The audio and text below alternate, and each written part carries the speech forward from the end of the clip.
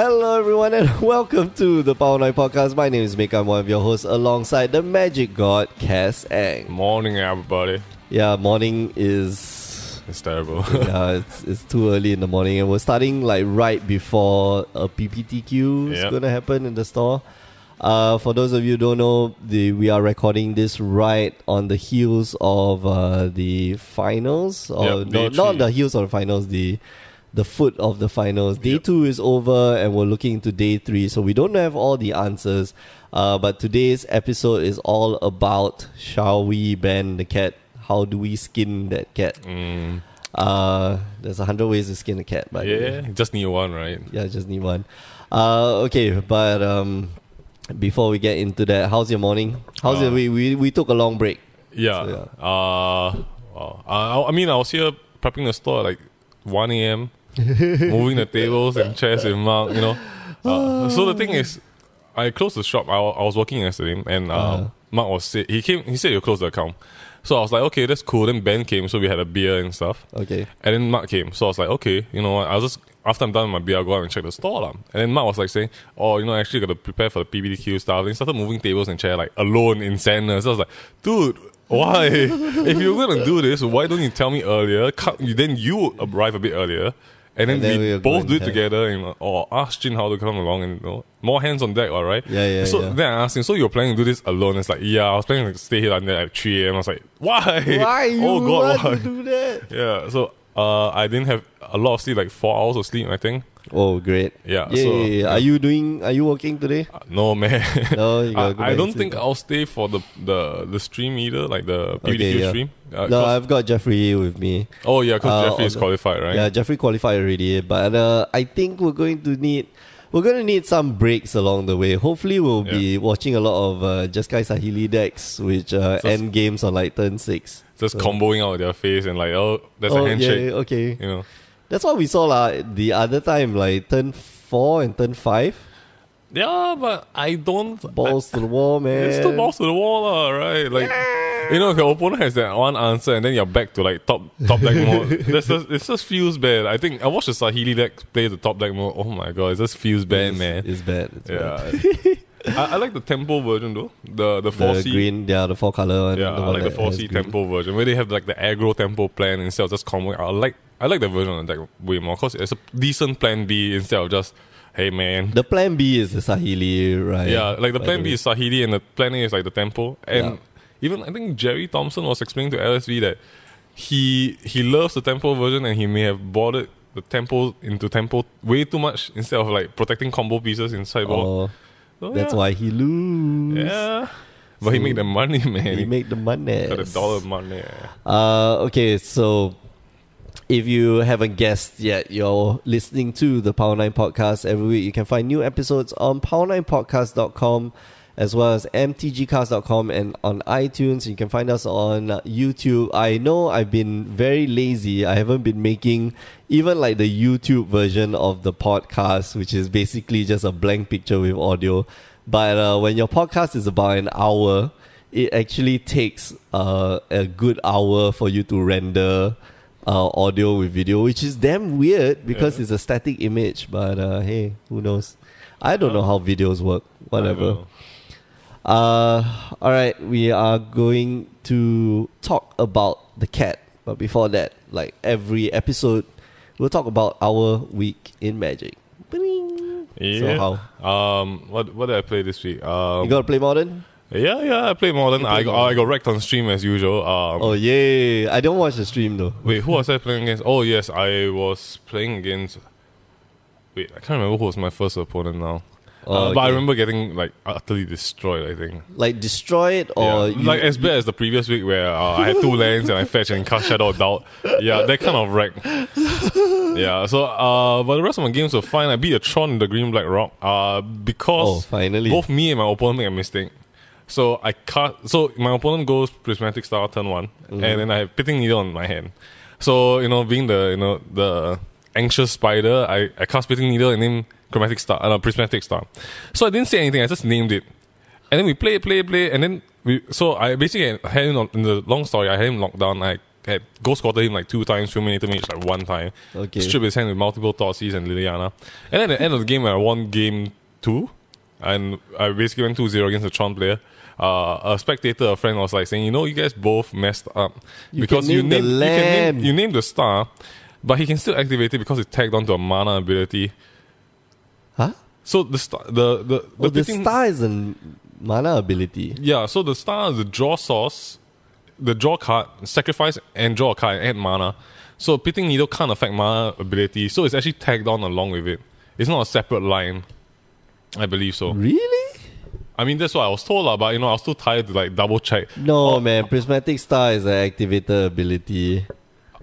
Prismatic, yeah, it's the star. I'm quite sure it's the star. Or one of the artifact rocks. Prismatic Omen, or is it Prismatic? The ones that Tron plays. Chromatic Star, right? Yeah, Chromatic Star.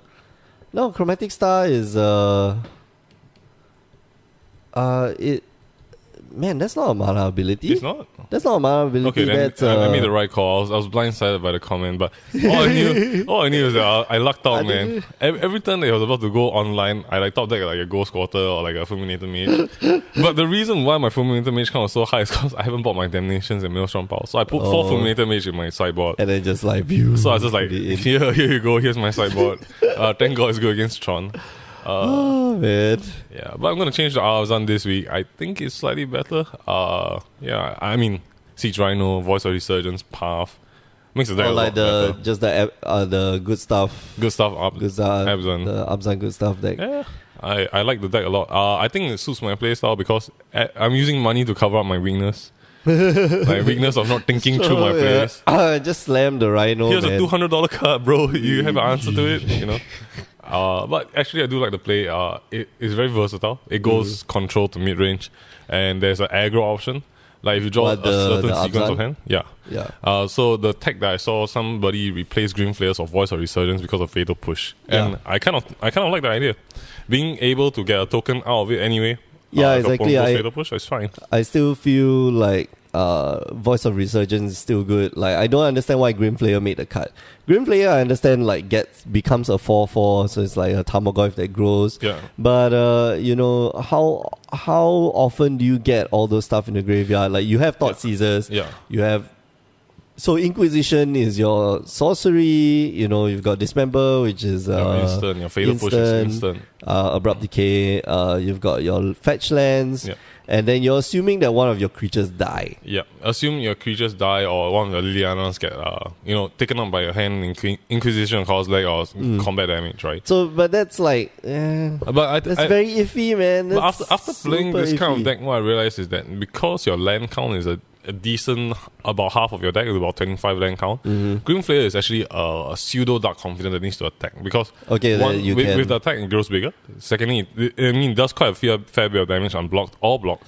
And then with a Dark Confident, you can control what you're drawing. Yeah, with a Dark Confident, you can control what you're drawing. And even without it, it's still a pseudo draw. It's like 0.5 of every card draw. Because you throw 2, maybe you throw 1 to 2 lands. You're basically almost scrying. Yeah. You're keeping the best cards. And the best thing is that even with the scry, you're actually feeding the Tarmogoyf as well because you might be throwing stuff you don't really need to draw at the moment. Yeah. Okay, so Grim Flayer made this thing, but I still feel like Voice of Resurgence definitely has to be included in the deck because, Fatal Push is going to be a thing still. But once again, with no modern proto, it's very hard for us to take out cards. Who cares? I love modern, man. When I watch standard sometimes it feels bad, man. It just feels bad. You can just run nonsense and people will be like, oh, this deck works. Like Martin Fimble, man. Shared Faith, bro. Shared Faith. Oh, man. You didn't see him play? He no, I was didn't playing the watch deck for some time. Then he switched out back to Ad Nauseam. That deck is just so cool. It's just so cool, man. Oh, well. Okay, so for my week, imagine. Do you play anything else? I didn't play the PBDQ yesterday. I went to go play the PBDQ, yeah. How do you do? I opened, so my first pack I opened the Chandra. I was like, okay, so this is definitely a color. This is maybe a color that I want to go into. Okay. Second pack I opened a Lafnu Helion. I was like, yeah, this is the color I want to go into. And I went 4 and 2. I made 9th place, so I didn't make it in the top 8. X2 didn't make. Oh right, because the breakers are bad. No, my breakers was the best. of all the X2s, my breakers were the best. That's weird. But there were 53 players. That's why I didn't make it to the top 8. That makes sense. So if there were one less player, I would have made it to the top 8 because I got wrecked by like the best players around. I was like, very nice. Who won yesterday? They were still playing at 10 p.m. I think. No, they were playing past like 12. I didn't find out who won, but it was quite. It was quite fun. My deck was very aggressive. It was a red-white aggro deck. I think one of the best plays that I made was turn 2 Aether Goat Miner. Okay. And then that's the one when you attack, it gets 2 energy. Yeah. Turn 3 Lafnu Helion. Wow. And then it produces 2 energy. I swing it, I get additional 2 energy. I can pay the 2 energy. So every turn I can just keep paying for the Lafnu Helion. It's like 4/4. Oh, that's crazy, man. So 7. Okay, so that's 7 damage. And then the guy decides to block my Aether Goat Miner the next turn. Okay, fine. And then the very next turn, I drop a Brazen Scourge, the 3/3 haste guy. So another 7 points of damage. Then I'm kind of like, I left 6 points of life. How do I win this game? Scoop. So that was like the fastest game. Like ended the game on turn 5. That's quite a sick pool, I think. Like this. Yeah, I thought my pool was okay. So my pool was very removal light. All I had was a Chandra's Pyro Helix. I had 2 of the very bad ones, Chandra's Revolution, the one that deals 4 damage and tap down on land. Yeah, so I did body in against like the bigger decks, but generally the deck tries to end the game on turn 5 or turn 6.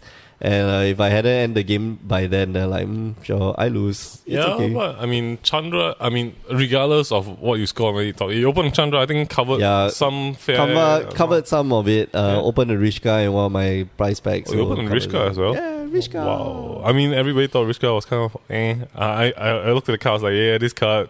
No, this card is fine. This card is incredible, right? Yeah, 3 mana for 4/4. Essentially, you get 4 power, 4 toughness, and then you get a ram. What I'm thinking of doing is to make a mono green or like green black Rishka Ram deck. We actually made the mono green deck already. Wilson built it and I. Does it have Rishka inside? Yes, I put in. So I edited the deck for him yesterday. I put in Rishkas and Verdus Gerhawk. Yeah. So it's 6 drops, 6 to 10 drops. Which is Ulamog. And the rest of the big Eldrazi's numbers in 10, so it's 1/6 of his deck. Yeah. The rest of his deck is like the 2 mana werewolf, the 1/2. The one that produces 1 mana. The 1 green. Yeah. He plays Sylvan Advocate, and 3 drop he plays Rishka. Turn 4 he has 4 drops. He has Bristling Hydra. Turn 5 he has Verdus Gerhawk. So I told him, isn't it hilarious? It's incredible because if you go werewolf and Rishka, when you untap, you can cast your 6 drop, which is your World Breaker. I mean your spawn of what's that? Oblivion Soul. Oh yeah, you can also steal all the lands and then cast another ridiculous drop. So the deck is just it doesn't have a lot of removal. It's just mid-range ramp into like so yeah, it's just threat and like okay, you got answers, no, then you die. Because when it hits critical mass every turn, and I put in some amount of grapple, so even if you manage to remove several Eldrazi's, you can grapple it. And with World Breaker, he plays 4 World Breaker, so no matter how you hit it. You always get the Eldrazi back. And then So I like the deck idea a lot. It's quite janky, but we need to refine it because the sideboard is pretty hard to build with only green. Use Scrounging Banda. I was thinking of going like one drop into Scrounging Banda. Okay. And then the turn that you get Rishka, then you can put more counters on other stuff. Okay. And then you can basically tap those for mana. And then you go 1, 2, and 3 drop, and then suddenly there's a gap. Yeah. And then it's like 6, 7, 8, 9, 10. Yeah, I mean, Rishka is a ridiculous card, to be fair. It's fine, lah. It's fine. It's ridiculous because it's not overpowered, but at the same time, its utility is so high because even if you don't want to tap for green mana, which you only can tap for green mana, so it's fair, it pumps your creatures out. And gives them an extra ability, which I think, in my opinion, for a 3 drop, what is it, a 2/2 or a 3/3? It's a 2/2, yeah. For 3 drop, 2/2, this basically it's 3 drop 4/4, right? Yeah, and then now it gives. Is a Elvish Mystic kind of card. Yeah. And it makes other cards Elvish Mystic. So it gets ridiculous, right? Feels good. Yeah. But I got to refine the mono green deck. What I found when I was thinking through, it felt very hard to deal with the Sahili decks, especially the 4 Sions. Where you have the Warlord Virtue Soul and it creates the tokens and just chumps you every turn. Yeah, you gotta play like I don't know. You gotta play some. We were thinking weird about things. Prey Upon. We were thinking about like Half Kiran, where you can't deal with the flyer, so you like put in more Key to the city, man. Key to the city. some janky shit Yeah, right man. there. Alright, let's get on with the rest of the show. Okay, so today we are going to answer the question, should we ban the cat? How we're going to approach it, like we are on day 2 of the Pro Tour, just ended day 2. We know our top 8, and congratulations to our top 8 players. Who are the top 8? Let me see. I had the... Oh. Yeah, I had this thing. Our top 8, Marcio Carvalho and Lucas Esper, Bert Holt, Liu Yu Chen, or Yi Chen, Yeah. right? Liu Yi Chen. Yeah, I think so. Yeah, okay. Donald Smith, Jan Kizander, Martin User, which we like the deck quite a lot. Yes. Eduardo Saigalik, and PVD. Oh, okay. Those are- PVD made it. Okay, that's nice. So in the top 8, there are 6. You sound sad to say 6 Madu vehicles decks. Well, yeah, we'll talk about that in a while. 1 Jan Energy deck and 1 Black Green Delirium deck, and 0 Jeskai Sahili or 4 color Sahili whatever copycat decks. Oh yeah. 0, absolutely 0. But the thing is, before going into this, like we're all griping, we're all complaining, hey man, the cat combo is no fun. Games end on turn 4. Like if you don't have an answer, you know, just like how what's that? Splinter Twin? Yeah, Splinter Twin works. You know, Splinter Twin can end the game on Yep. turn 4 if you're not careful, and yeah, that's why Splinter Twin got banned. So Yeah. drawing from that, like, do we ban this deck or do we ban like one of the pieces? Previously, we banned the Splinter Twin, which is the one that makes the copies. Yes. Should we be banning One of the combo pieces, yeah, right? either Sahili or Felida Sovereign? I mean, I know my So answer. let's give an answer first. Okay, my answer is no. My answer is yes. Okay. Okay, so let's. So this will make for an interesting show, Yeah, right? I okay. guess. So let's do the breakdown. Okay, what went into the Pro Tour? So we're going to have what were the archetypes on day 1? We had 22% of the field running Madu vehicles. We had 17% running Jeskai Copy Cat Control. We had 15% running Black Green Constrictor. Another 7% running Black Green Delirium. 6% running 4 color Copycat. 3.5% running Blue Red Control, Grixis Control, as well as Jeskai Control. And then the rest of them like green white tokens and blah. There's a lot of stuff down the road. I was surprised to see right at the end of the table white blue spirits, which I've been advocating. And it shouldn't be white blue, it should be Esper spirits. Well, Danny Somebody did play Esper aggro, but it wasn't spirits for sure. But it wasn't spirits. Yeah. So and yeah, he did pretty well. Like, he did I better think- than expected. I think Danny might have outperformed himself. Yeah. I think which is good. But my fear as a friend is that it will go to his head, and then it makes his bitches too big. Our Pro Tour. Yeah, bro, to material, the man. day 2 player, man. Wow, I'm so good at this game. But yeah, I do think he did well. We were rooting for Kelvin Chu, who went 10-3 at I can't remember which round. But after the next And then- break, we didn't see him in the top 8 names. We were like, oh, he's gone. You know. Well, hopefully he'll be on the Proto train, you know, because we enjoyed watching him. 10-3, 11-4 would make you to the next. Yeah. To the next set, but he's already a silver pro. Yeah, so. I mean, but it's good to farm the points, right? If you're a pro player. yeah, exactly. And so but it's the curse of the feature match. Us Singaporeans can't play feature match. We crack under pressure. We crack like eggs, man. Like you guys suck. yeah, if you not watch the Kelvin Chu game we were watching, it's like I don't know. It's like that was bad play after bad play. He blocked. He like made one wrong block and it was all slightly downhill from there. Yeah. And then he just drew land, and then he's like prank. You know, it's like it's watching like a egg slowly cook itself. It's quite On the sad. hood of a car. Yeah, 'cause, Like we. you know, we all know Kelvin Chu is a good player, but you know, watching the feature man is just like I have my doubts now, even though I played against him before. He's good, man. He's good. He's good for sure. Okay, so that was the metagame on day one. Yep.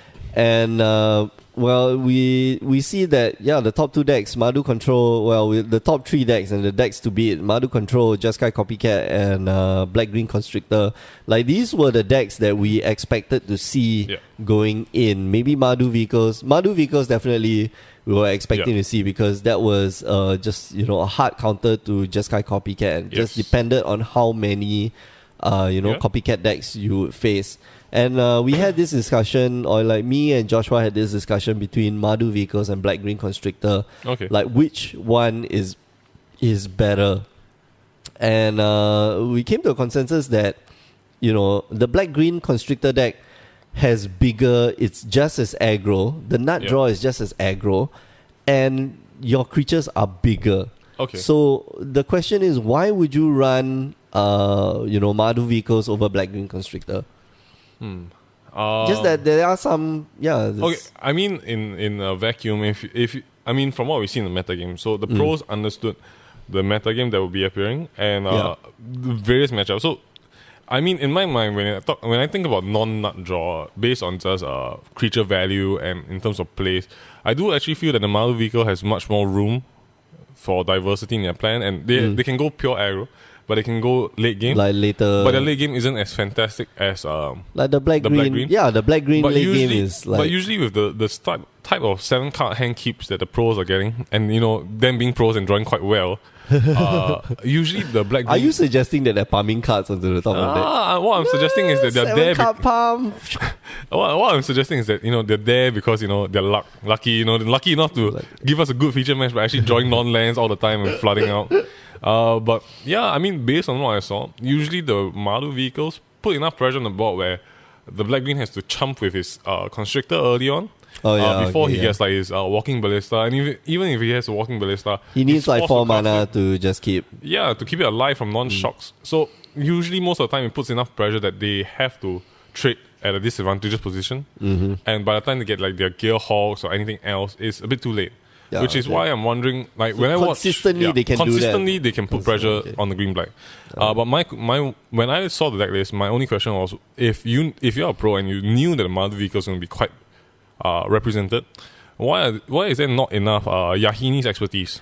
Correct. That's my take. That's my only question when I'm looking through the deck list and stuff. I guess people were kind of figuring out that Jeskai Copy Cat will be the one that's that we got to beat, which is why there's a lot of maybe there's more fatal pushes and there's more Grasp of Darkness. Instead of having board wipes Yahini's expertise and stuff like that. But even in the mirror for Madu Vehicles, I believe that Fumigate was the tech choice for the sideboard. Yeah. So it's not like the sideboard is unavailable for attacking against certain scenarios, and I do feel that the green black, yes, if they draw the nut, I think their game 1 wins percentages are much higher than the Madu Vehicle. Yep. But based on normalized draw, I think Madu Vehicle has a maybe 65-35 matchup with them. Based on just normal hand variants and just drawing land, spell, land. I think it's a bit closer, but yeah, that seems to have come out in this Pro Tour. I mean, like the way we theorized, me and Joshua theorized, was that and I'm very sad that Joshua is not here today, because this is a conversation that was very well thought of, but just maybe did not put into account like metagame choices and sideboard tech. Those 75 cards, those extra 15 cards are very important to the game. Like, if you do not prepare for a certain meta game, you just get wrecked. So clearly Jeskai Copy Cat is not the top, not the most represented deck there. Yes. It is one of the most. We don't see a lot of it move into day 2 as well. It did not make the top 8. So the next thing that we should be examining, and I think this is more important, is the 24 points and above decks. Yep, okay. Because those are representative of 8 wins, 9 wins, 10 wins. They go perfect runs for the constructed league, right? Constructed days. Because the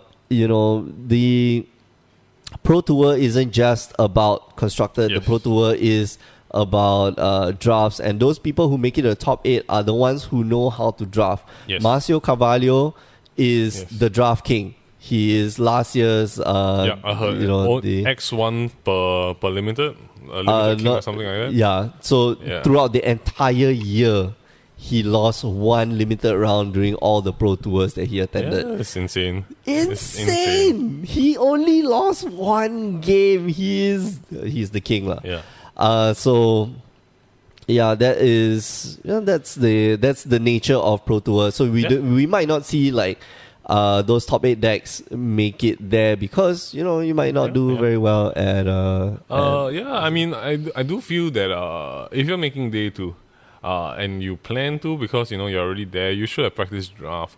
Because anyway, draft is a lot about deck building skills. Choices.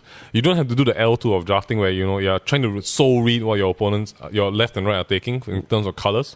You don't have to read that hard into maybe pack 1. You start getting a good read at pack 2, but knowing the right choices. You get a good read at the halfway through a pack 1. Yeah. So buttons are like you concentrate on what you're taking the right choices of cards. Yeah, correct. Knowing what's your first to last pick. You don't really need to know how to you don't send really signals. need to know how you need to know how to read signals, but you don't need to know how to send signals. You don't really care. And you need to remember like what bombs are passed. I think that's like the minimal if you're at a Pro Tour stage and being limited. So, and of course, combat math, making decisions correctly, they're all part of playing Constructor as well. Yeah. So all these skills fit well for the guys at the top 8 who are always represented at the top 8, the Pro Tour's top 8s. Exactly. Yeah. So like you can't disregard like one aspect of it. Yes, and where's Shota, Yosoka? Where is he now? Where was my blue-black Tesseract deck? Yeah, we're all waiting for it. He's still a fantastic player, but everybody was like, he's gonna make the Tesseract deck. Where is he now, bro? Okay, so moving into the 24 to 26 point standard decks, and you can find all this on the Magic, the Wizards website, magic.wizards.com.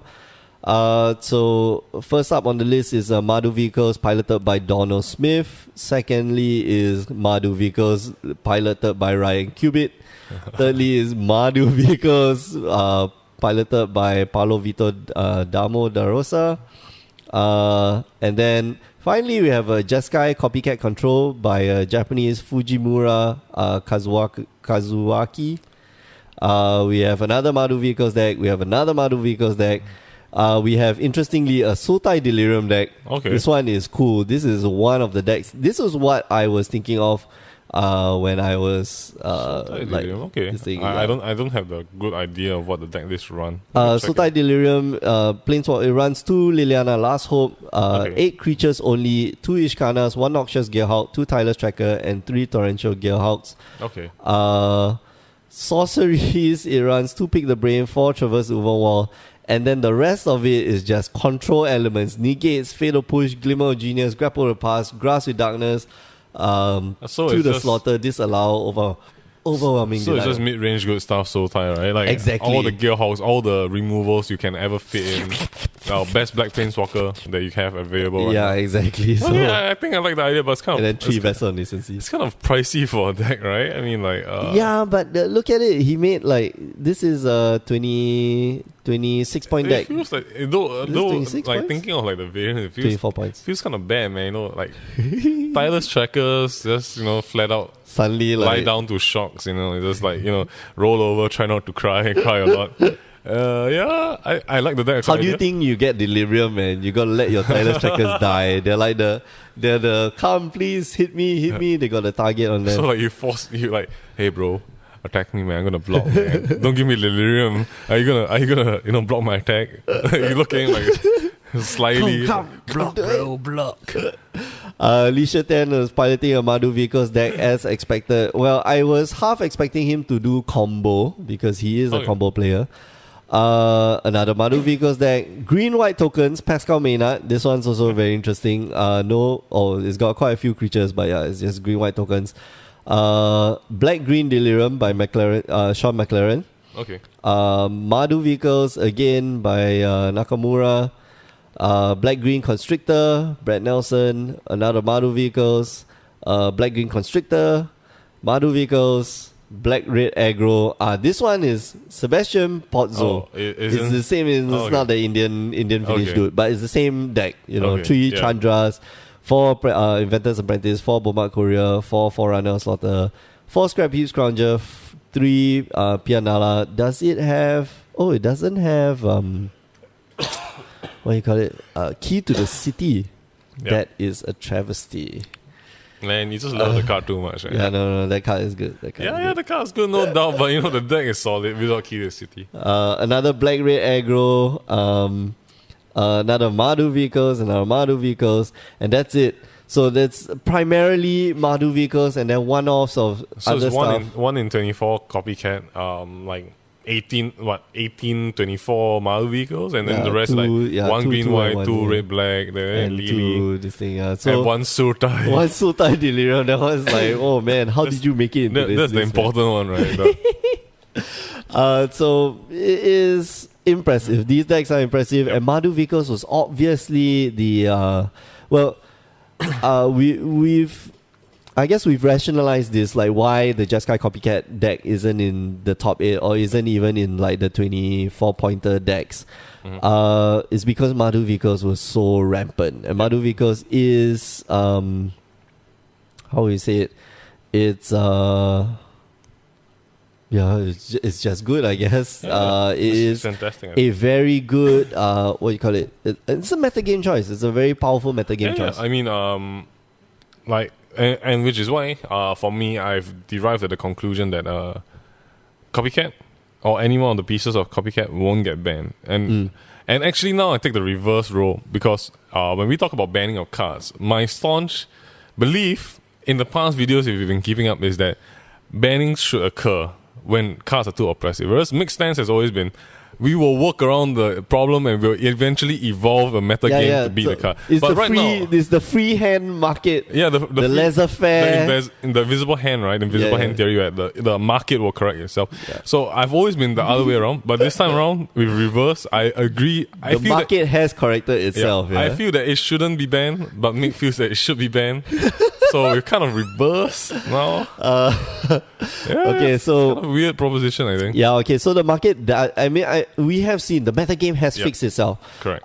If you play Mardu vehicles, you've got a higher chance of winning against the copycat deck. It's not, let's say, 100% wins, but you have a better way to deal with the copycat deck. If you're playing the red black aggro, you have a really good chance. Yeah, have a good package of removals, even on game 1 blinds, right? Yeah. A good package of removal, a good, there's reach, you're aggressive. Yep. And if you're playing against the copycat deck, which is the second highest represented deck, like you will just almost steamroll over them. Unfortunately, when you face against the Mardu vehicles deck, like not a good idea, man, because riggedy wrecked. I'm looking through the 21 point decks, 21 to 23 point decks. I don't see a lot of Jeskai copycat decks. There's one. Yeah. There's like one. This is a pretty long list. There's 1, there's 2. There's more green white. There's 3. Yeah, okay, so there's sizable. It's. I mean, I was blindside complaining to Mark that I felt like coming back to standard, but after watching the Pro Tour, all my vehicles, and he was like, being blindsided by your hit, because actually there's quite a lot of decks. There's red black, there's your Sultai, there's all your janky stuff, and then he was like, actually you're right. There's quite. I mean, the meta game is quite diverse and healthy right now, and I think it's fine, and that is also why, I mean, before coming today, I already knew that. I used to, before the Pro Tour and before watching everything, I was quite afraid of another standard banning, which was, obviously the copycat. But now I've changed my mind, because clearly the pros will lead the way, right? Because they are the ones evolving the meta game. And the reason why, flip side, we don't see it from Modern, I mean, I'm going to go with my point now. The reason why we don't see it evolving as per Modern, and why I can't agree with Mick that we shouldn't ban cards in Modern, is because we don't have modern prototypes anymore, and we are the innovation has slowed down. We don't have accelerated and as the community grows for modern, when you don't have protos for people to lead innovation, because all you see are modern leagues, people playing the same stuff again and again. People will start complaining, and people will go to ban, which you originally felt wasn't right. Yes. And I felt it was correct as WotC. If I'm thinking in WotC's position, I felt that, that was the right decision, because now we don't have the pros leading the innovation to say like, hey, don't worry about this X deck, because, the pros are developing Y deck, so you can actually play Y deck. Yep. And when Y deck gets too rampant, it's Z deck. Correct. But without the Protoss, the easiest solution is just like, hey, you guys hear a card, let me ban it for you here. Here, bro. Here's a type on the back. It's okay, man. Don't cry. Here's a blanket. Let me cover you. Warm and safe. Here's your pillow and your pacifier. So now the reverse scenario has happened in Standard. So initially, before the Proto, we saw a whole bunch of copycats, even in the store itself. Yeah, we saw, rampant. Exactly. Star City Games. Star City Games, Big Magic, whatever leaks, whatever pros they're talking about copycat, the 4C version or 3C. But going to the Proto, when we actually started sawing the constructed play, I started to look at the deck choices and the cards selected, and it made a lot more sense as to why the copycat isn't as represented in the top 24 to top 8. Yeah. Because the pros have decided like, hey, there's a way to beat this deck. And that is to play a very hyper-aggressive deck. Hyper-aggressive, or a deck that forces your opponent to play in a style that doesn't suit them. So a combo deck cannot take intense board pressure. That's why the 4C copycats are around. So their way of solving the problem is to play more creatures, Whirler, Virtuoso, create token, chump block, till they get the safe green light to cast their combo and win the game. So that's fair innovation, right? So you solve a problem. Yeah. You have main board, more fragmentized main board. Yeah. Deal with the Heart of Kieran's, because you can't block can't block the flyers. Yeah. Because the 4C or 3C version doesn't really play Heart of Kieran. Exactly. Harness Lightning doesn't kill it, Shock doesn't kill it. You can't play Unlicensed Disintegration as well. So I think the metagame has evolved, and what we always fail to give credit to the community is, when it is a format that's being played competitively and there's a lot of money on the line, the metagame will evolve more rapidly than we think so. Yes. And problems that we thought that were too oppressive, like Emrakul, will be eventually solved. However, now when you look back, and if Emrakul and Smuggler's Copter and Reflector Mage was not banned, I think this Proto might still be Aetherwalk Marvel into something redonkulous, because where can you squeeze Aetherwalk Marvel? Into the Sahili decks, man. The Sahili decks. Guess and what? That's what they're doing. That's and guess what? They can do that, and they can put that one Emrakul in, because when they spin the dice, and then suddenly it pops out. Hey, boom, Emrakul. Hey, bro. Let me see your hand. So speaking of Emrakul, my argument, or at least my side of the argument, is that, hey, this is it's not oppressive. It's not oppressive like Emrakul, but it is a feel bad. It's like how they ban and why they ban Reflector Mage, because Reflector Mage is a massive feel bad card, because once Reflector Mage hits the battlefield, you just wasted turn 4 casting your Mind Rank Demon, and then suddenly now I have Mind Rank Demon back in hand. I have 4 cards in my library, that just went down, and I can't, I cast my not Torrential, the Verdurous Gearhawk, and does nothing, and now I'm sad. So, it's a really feel bad card, because or feel bad combo, because on games just end on turn 4, because I don't have any reply to that goddamn combo, and the reason why I say there's no reply, because I don't think there's enough removal that will deal with the copycat combo. We have Grasp of Darkness, we have Fatal Push, and that's in black. We have Unlicensed Disintegration, which means that you have to splash 2 colors. We have beyond that, we don't have much. We do have for red. We have Shock. Yeah, we have Shock. For the red black, we have Incendiary Flow, which I think is actually a very good choice. Yeah, but Incendiary Flow doesn't kill the Sahili the minute it comes down. You see, Sahili. So Sahili, if you're playing, in the deck choices where these cards are going in, you're already playing some form of aggro where you have Inventor's Apprentice, 2 Craft, Scrap Heap. So if your opponent has a nut and he has Shock and Harness Lightning into Sahili, into Feral Guardian, you're gonna lose anyway. So, but it feels bad. Yeah, I get what you mean. Does that mean that we always have to play red and or black to just be able to to deal with this? Because I don't think there's and now we're going to talk about whether we should go and ban something from the Madhu Vehicles deck, because how do you deal with the Madhu Vehicles deck except for putting in, well, the Madhu Vehicles deck is you can deal with it. Yeah. You put in more artifact hate. You put in main board fragmentizers. Yep. Yeah, get rid of their scrap heap scroungers. You play white has a lot of tools to do with that. Green has quite a bit of tools. Right? Red has tools. Black has tools, and blue has no answers. Well, they have Baros expertise. They can bounce it away. Wow! After you're dead. On turn 5 after you die. Well, yay, clap hands. Whee. I can't really clap my hands because it's broken. But okay. You get what I mean? Like versus let's say so Madu vehicles, like, you can deal with it, but the cat combo, that's going to be hard to deal with, and it's going to be, what we saw in the last Pro Tour where we had very few Aetherwork Marvel decks. Yeah. Because the approach was wrong. And we're going to see that happen here. The approach to the Jeskai control deck was wrong. Or at least the metagame call was wrong. They should have had more, they should have more artifact removal in either the sideboard or the main board. So the approach was kind of wrong. But it's going to come back. And it's going to come back with a lot more artifact removal to deal with just the aggressive portion of the deck, which the aggressive decks, which is usually going to be Madu vehicles, or will play a scrap heap scrounger, will play I don't know what other cards that you might have, and and looking at the 21 to 23 point decks, like the four color combo decks, the 4-color copycat decks are the ones that are doing better than the just straight up Jeskai, because they don't have as many answers as, let's say, the 4-color combo deck. So if we will go back to that point where, okay, so now it's Madu vehicles, and then it's going to be green black, maybe not green black Delirium, but maybe Jan aggro.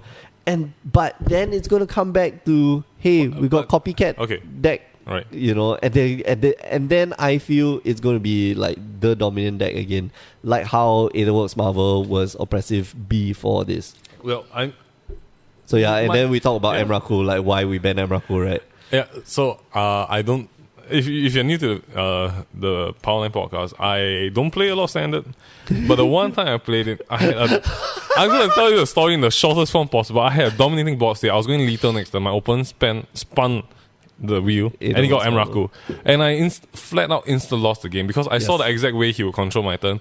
And true enough, he played it correctly, which, to his credit, is okay. Yep. But that's what you're supposed to do. So I untap, I remove the Emrakul. He spins it again and gets another Emrakul. I'm like, how do I win this game? There's no way to come back. And it wasn't that I was playing. I don't think made a mistake. I made a proper plan.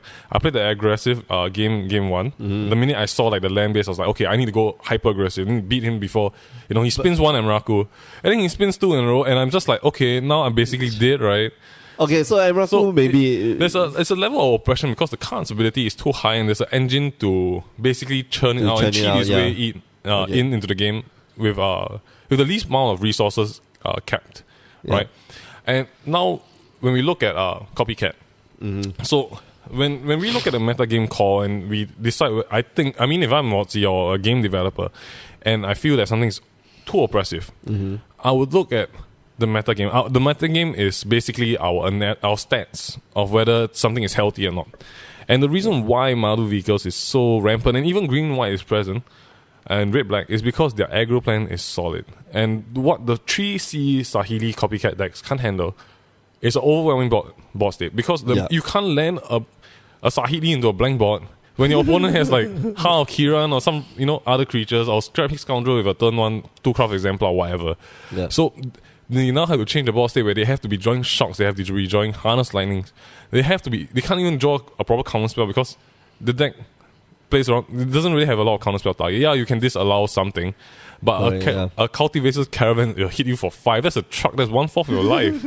So I feel like the reason why Sahili isn't represented that well in the Pro Tour is simply because the pros have decided and play tested to say 3C doesn't work because people are going to slam cards into your face, and you can't cast your combo piece into an empty board. Casting a Freya Guardian onto an empty board is horrible because if he untaps and he removes it, that's game over. That's why I'm saying it will evolve. So from here on in, it will evolve to a point where it's going to be oppressive again. So do we, However, do we let it evolve? So do we let it take the time to get back to that point where, hey, I'm not having fun playing Magic again, because like I'm pretty sure like ending the game on turn 4 when you're about to win on turn 4 yourself or turn 5 yourself is not very fun at all. Okay, so I think, I mean, we had a small discussion before the show. Yeah. So my reasoning of why, also another reason why I don't think it'd be banned, because on a game 1 blind, if you don't know what your opponent's playing, you have no idea who he is, he's come from Africa or something, you don't know if he's playing Saheeli, so you have to understand that your first hand keep is always a reasonable blind, 3 lands, 4 spells, right? You might not have the removal for the Saheeli by the time he hits the combo on turn 4 if he alls in you, but that's okay. The problem is the responsibility of the player who wants to win in game 2 and game 3 to mulligan to have a respectful hand that will answer the combo, but is there enough answers? So that's that is the question that we need to answer. So we did say, red black has the best ways to deal with the combo. Even green has 0. Okay, well, I could say blue actually has answers to the combo deck because you run negates. You run negates, disallows, spell shrivel or whatever, right? Green, in a sad way, has prey upon. So if he casts Freighter Guardian first, he has to cast. He has to cast the Freighter Guardian first. So it is a bit it's not untruthful to say there might be not enough answers right now for like different color variations for more innovation to arrive, but then that doesn't stop a multi-color deck from arriving. It just makes it such that a mono-color deck is harder to innovate out. Because it's kind of oppressive in terms of card building when you have to have like certain cards to deal with certain it takes out like, you're going to be building a 56 card deck with these 4 answers for just that one combo piece. And honestly, I think that is okay. Is that acceptable? For me, that is okay because, I mean, for me, we both play Modern, but I play more often nowadays. And if with 10 years worth of cards, sometimes you just can't. No one can build a deck that answers everything, because if there's a deck that answers everything, everybody will just play that damn deck, right? Yeah, but we've only got 2 years worth of cards. So if 10 years worth of cards couldn't answer everything, 2 years worth of cards should not answer everything as well. And we should learn to accept that metagames do evolve. And when I mean evolve, one, not only does it mean new selection of cards, whereas a cyclical evolution, right? So if Saheeli is out of the picture now, a deck will everybody will be sheeple, right? Everybody will play Malu-Vehicle. So and people then somebody's going to be coming out with a deck that beats Malu-Vehicles. But that deck may lose to Saheeli, so it goes round and round and round. It's just whether you enjoy it going round and round and round, and if you have all the cards to play all the different decks, right? Yeah, and so I guess that's the thing. So that's usually my argument, but in this case, it's just a few bad things. I describe it akin to Emrakul is the extreme feel bad. Reflector Mage is the not extreme feel bad because Reflector Mage hits the battlefield. You don't lose the game. Yeah, you don't lose the game, but the thing is, here in this case, you feel like you lost. I don't think you feel like you lost. I think Reflector Mage was a bad ban. Anyway, but the thing is, in this case, you lose the game, like full stop. Like, he drops the combo, you don't have the answer. Like, well, have you played against Ad Nauseam, bro? Play against Ad Nauseam. So I mean, I can definitely understand where you're coming from, and I agree to a small extent. The area which I agree to more with your argument is when combos like these are around, and standard being the prevailing format of Magic play, competitive play. It does stifle new players from wanting to play, because when they are learning the game and then somebody's like, hey, by the way, I go infinite. What do you mean by infinite? I don't understand. I'm just casting my 3 mana 2/2 and stuff like blank decks. You see, that's why I want that mono green deck to make it. I want Andrian Mango's like weird. I save my comments for post video. But you can take a look at vampire deck, to do well. Yeah, and I love deck innovation. I love to see new decks, but I don't, at least for standard, only when the card is as oppressive as it is for Emrakul, I feel that there's a necessitated ban. So Smuggler's Copter Smuggler's Copter was oppressive. Yes, it did stifle innovation, which is what, as a player, I wouldn't want either. Reflector Mage was kind of a bad ban, but I can see that they don't want the metagame to always be having like just white-blue tempo or Esper tempo all at the same time. But it should. Okay. And anyway, I can understand. It is not the right ban, but it did change the metagame quite a fair bit. Exactly. Right. Maybe they were banned. Like he casts Florida Garden, you bounce and then he casts it again, like, then he untaps and then casts Sahili. That's even worse. This feels worse, man. No, he untaps, he casts the Sahili, right? You can start killing the Sahili. So already, turn 4, you cast the Florida Guardian first, right? Then as a white blue player, you don't have Stasis Snare, you don't have Declaration, then you bounce it. Then you cast Sahili. Then you cast. You got one turn. You have one turn, bro. Turn. So it's kind of like derpy, right? But I do feel that right now, I mean, I don't care. It's on the horizon. Now that the Pro Tour is over, we will eventually see more cards, more removals of different colors. And once again, green has never been a color to look to for removal. Yeah, the only card that I can remember that usually has like form of removal is like Polar Chronos from Theros. That was still just creature removal. But when in monstrous, it kills something. But instant speed, it kills a creature. Oh yeah, okay, that's which right. is what green doesn't have, right? Yeah. Your fights are usually sorcery speed, or at worst instant speed, but at an overwhelming cost, right? Yeah, just that shit. Yeah, so I mean, colors not providing all the answers does stifle a bit of innovation, but I do feel that it fits the theme all along. Like you don't have a green counter spell in standard, right? Or no. Like when do you have have a multicolor green inclusive of green counter spell? It's like ages ago, right? Void Slime? No. There's the one that drains, is the mana drain thing. Yeah. Mystic Pyrogenesis, whatever. I don't know. So there are cards, but it does fit the theme because it does make it does make you force yourself to play a different color, which is what Standard's kind of doing now. So if you want to answer the deck, you sort of have to learn to deal with playing more than just one color, unless you can innovate it well enough that it doesn't need to splash the color. But that requires a lot of intensive playtesting, a lot of trial and error. Okay. And once again, your deck can't answer everything because if it does, the minute you play, everybody will just play that deck because it's so damn good, right? Because we're all sheeple. We want to win. We just want the easy way out. Well, some of you are sheeple. Hey, don't lie to yourself. You conformist. I only conform when there's a lot of money on the line or like a lot of stakes on the line. Let's sell out 101.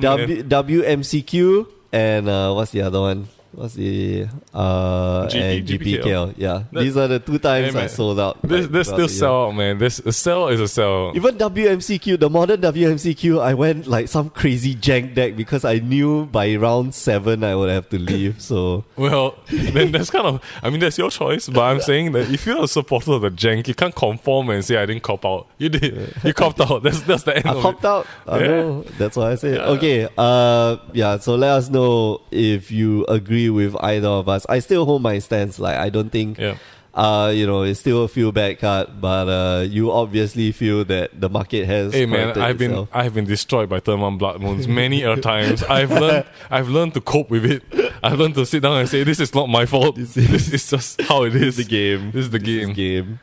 Alright, so let us know in the comments. We are going to do we have we don't have a pick of this week, so it's okay. I really would suggest getting Kozilek's returns. You can put the picture that they sent on the group chat. The one, the cat. There are so many flavors, but you chose to be salty. I wanted to find a cat that was adding salt to something.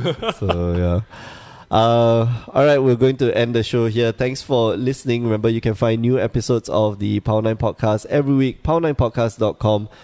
You can find us on iTunes as well as on mtgcast.com. You can find us on Facebook, facebook.com/power9podcast. You can find us on YouTube, and hopefully this week I will actually post up a video of this thing. Yeah, maybe, because I get lazy. I get lonely and lazy. So, hey man, L square, yeah. What was that? Yeah, you can find us on Instagram at Power9Podcast. Edwin's been hard at work posting up some of those bling blings. I need to send him all my Judge Foil blings. Damn. Hopefully this round I get another set of Judge Foils for doing the podcast. Nobody cares. One can be hopeful, right? Yeah. I keep forgetting to bring the presents for y'all. What presents? I will bring it. Okay. One day when all of us are here, I will. So basically never. Which is almost never lah. You blame it on Edwin, man. Don't blame it on me. Man, the guy. Sadly, among us 3, among us 4, he's the only one with an actual life because he has a wife, and rhymes, and a house. Wife goals. And you can also find us on Twitter at Power9Podcast. The 9 is the number 9. You can find myself at The Asian Judge. You don't have a Twitter account. Yes, I only Don't have... disturb you on Facebook. Yeah, if you want to add me, please be a female and be hot. No, okay. I'm just joking about... if you do want to chat more about magic, please send me a Facebook message first and let me know who you are and you're a listener to a podcast, and then add me. And I'll be cool with it, not just like randomly add and stuff, because that's weird. Last but not least, you can also find us on Twitch, twitch.tv/TheAsianJudge, twitch.tv/Grey Ogre Games. Every Tuesday and Wednesday, I do the stream with Alfian. Well, I do on Tuesdays, Alfian does on Wednesdays. And we stream either standard, modern, whatever your flavor is. Frontier as well, sometimes.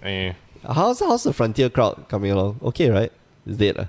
Yeah. Still got. I think there are still players in Singapore, but I think it's primarily because our location is not suitable for the people who actually want to play Frontier, so we don't actually get a lot of crowd in. Okay. There are more modern players, for sure. Or maybe it's just a bad format. Dun, dun, dun. I get to play all the jank and all the oppressive shit. No, you know what you're gonna play? You're gonna play some color with blue, with Dig Through Time and Treasure Cruise. Yes. And Emrakul's, right? Clearly a fair format, by the way. Alright, we are going to wrap it up right here. So thanks for listening. We'll see you guys next week. I know this is episode 100, but oh shit! whatever, oh damn! We were supposed to do a top 10. Okay. Maybe I'll do a episode. I would just label this episode 101. Yeah, and then we'll do episode 1. Let's cheat 101, man. We'll postpone and then do episode 100. We'll wait till we get the magical all 4 of us to do episode 100, right? Yep, exactly. Alright, so for myself and Cass, we are signing off. See you guys. Bye-bye. Ciao.